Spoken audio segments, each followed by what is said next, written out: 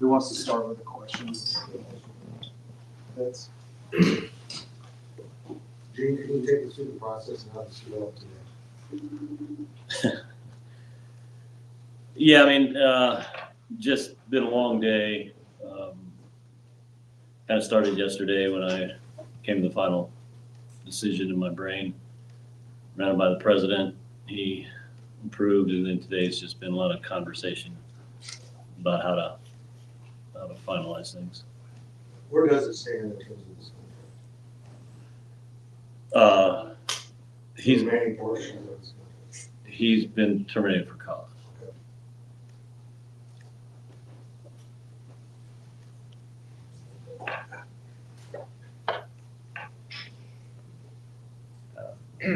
Are you able to specify what the reasons are when we say fired for cause?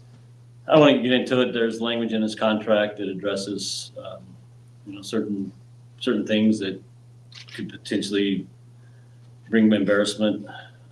Basically, his comments about the student athletes and the negative reaction to those comments from a lot of sources, both nationally and locally, is where I thought we needed to make the decision.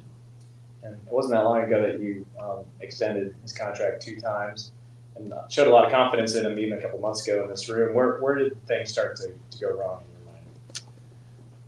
Well, every year I kind of just kind of do evaluation of the year, and just the last couple of years we just haven't been doing what we kind of expected to do at the Elite Eight, and so I kind of go through that in my brain, and thought this year we started out really well, and it's just last couple of years haven't gone where I thought we should have been going. You say for the comments embarrassing to the university and everything, just why was he allowed to coach at yesterday's game then against Houston? Part of it was just where I was out of town and couldn't put all this together, and had to get with the president in order to make sure we were all on the same page. And by that time, while he was playing the game is when I was making the decision and talking to the president. Are you any closer to being an interim head coach? Yeah, we talked to Coach Driscoll, and he will be the interim for the remaining of the season. And when you go into this next head coaching search, what are you going to prioritize in terms of traits? That's a good question. Obviously, one of the things that probably we'll focus on is head coaching experience, and looking to see what kind of program they've had and what kind of success they've had as a head coach. Doesn't mean that'll be the only candidates we'll look at, but that's certainly where we're going to start.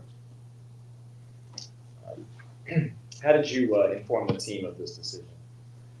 Coach Tang was he came over and met with the team at 7:30, and then met with the staff. And after Coach Tang was done, I came in and talked to the team and told them where we were. And obviously they knew because Coach Tang was the one that informed them. And then I just told them kind of what the moving forward was going to be. And I said I would visit with the staff and make a decision on the interim. And after the team left, I was able to talk to the staff and tell them the same thing, and then talk to Coach Driscoll after the staff and ask him to be the interim, and he said he would. Still 6 games plus the Big 12 tournament left this season. I guess how did the players respond to the news, and how do you think they'll respond? It's tough, right? I mean, it's an emotional thing. They go through all the standard emotions that you would think. They're shocked, they're sad, they're angry. I just asked them to, if they're angry, they should be angry at me. And then I asked them to finish the year strong for the program, for Coach Tang, for the staff, and focus their anger on me if they're mad at anybody, and do everything they can for their teammates in this program to finish out the year strong. And, they certainly kind of accepted that. And then I asked them if they had any questions, and they didn't, and then I told them they could take off.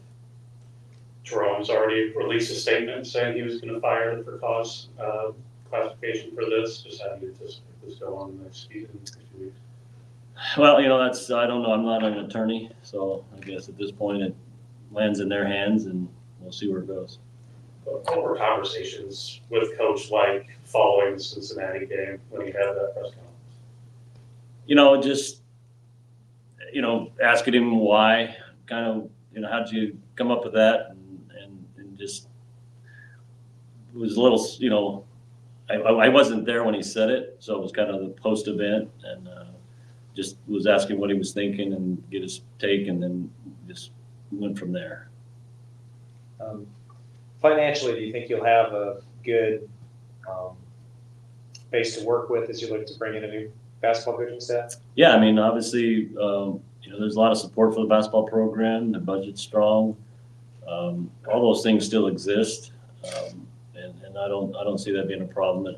It's a great program, and it's got a great reputation, and I have no concerns at all about attracting top candidates for it. Do you anticipate using a search committee when you do that? Well, the committee will be probably Kenny and Casey Scott, maybe one other person within the department. I haven't decided about a firm yet.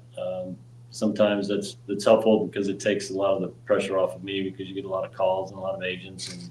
But we'll kind of talk through that over the next couple of days and figure out if we're going to use a search firm or not. Yeah, go ahead. Gene, what would you say was the tipping point here? I know that you said that the comments on Wednesday brought a lot of comparison to the program at the university, but I mean, Coach has been in the news a lot this year. What was the real tipping point here that led you guys to this decision? Well, like I said, it just the combination of things, and just that was when I just realized that what he said about the student athletes really concerned me. When you asked him what he was thinking when he said that, what did he say? I honestly don't remember what he said. I think he talked about, I'm going to get this fixed. And that was what his thought process was. Bigger picture question. Started out with the Elite Eight. It was, as good as things have been in the basketball program since Jack Gardner, So what happened? What was the big picture story here of how we got from there to here? That's a great question. If I had that answer, we probably wouldn't be sitting here today. Anything else? One last one. Okay, thank you, guys. Thanks, guys. Thank you for watching GoPowerCat.com's PowerCat Podcast. This has been a GoPowerCat.com and Spirit Street production.